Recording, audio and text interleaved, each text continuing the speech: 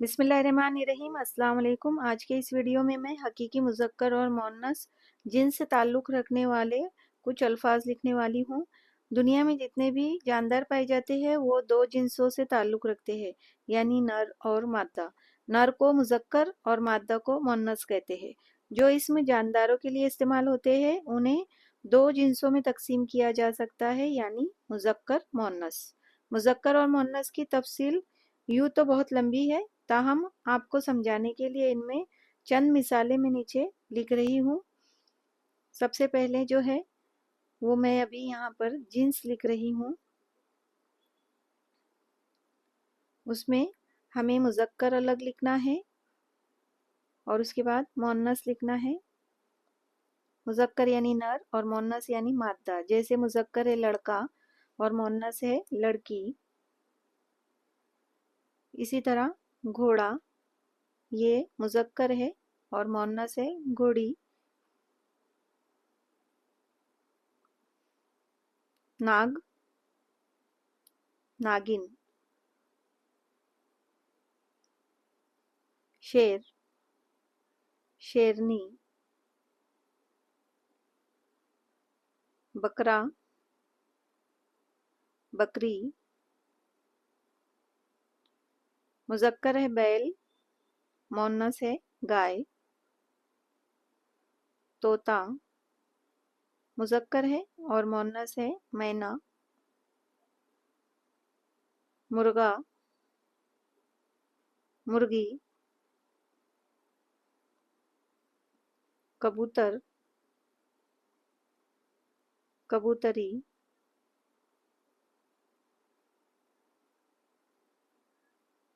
बेटा, बेटी। राजा, रानी। चिंटा, चिंटी।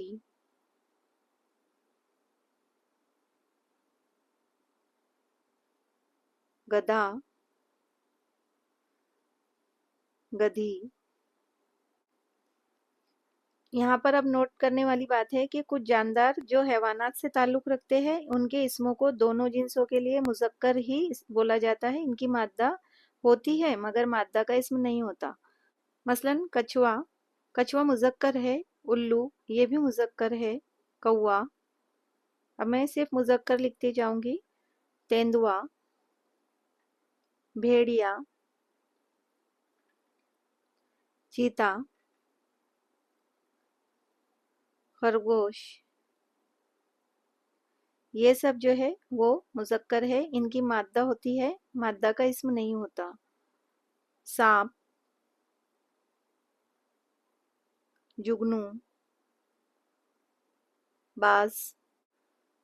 कुछ जानदार ऐसे होते हैं जिनके नर और मादा दोनों को मुअन्नस बोला जाता है, जैसे लोमड़ी, मुर्गाबी,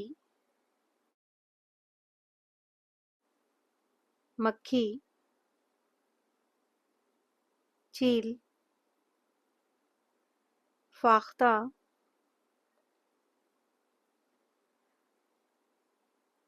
बतख,